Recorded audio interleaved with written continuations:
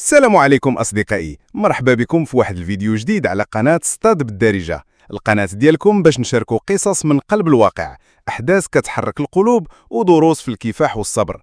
قبل ما نبداو ما تنساوش تشتركوا في القناة وتفعلوا جرس الإشعارات باش يوصلكم كل جديد، وشاركوا الفيديو مع أصحابكم باش توصل الرسالة لكل واحد.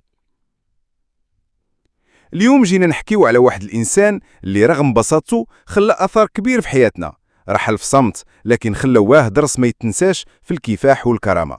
واش عمركم فكرتوا في هذا النوع ديال الناس اللي كيقضيو حياتهم كلها باش يوفروا لقمة حلال لعائلتهم، بلا شهرة بلا مجد، غير باش يعيشوا بكرامة. هذا الرجل كان عامل بسيط، واحد من أبطال لقمة العيش، خدم بجهد، ضحى بنفسه باش يعايل أهله، وما كانش كيطلب حتى كلمة شكر. تخيلوا معايا، سقط جسده على أرضية الملعب البريد، لكن روحه ارتفعت باش تعلمنا درس كبير.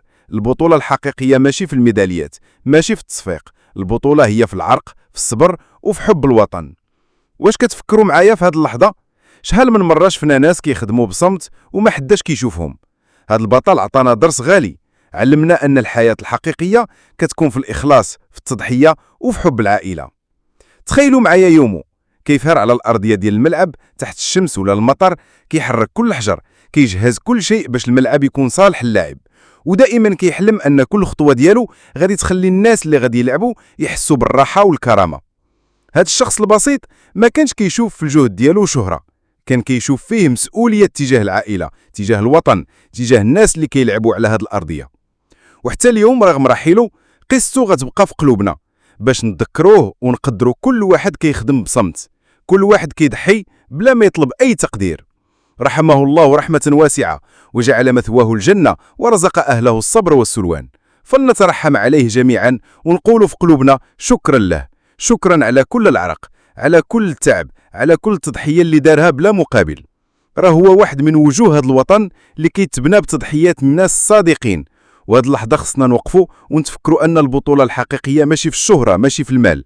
البطولة هي في القلب، في الضمير، في الجهد اللي كيخدموا الناس بحب وإخلاص. خليو هذا الفيديو يكون تذكير لنا كاملين باش نقدروا الناس اللي كيخدموا بلا توقف، الناس اللي كيبنيو هذا الوطن بصمت، ونتعلموا منهم الصبر، الكرامة والعزيمة.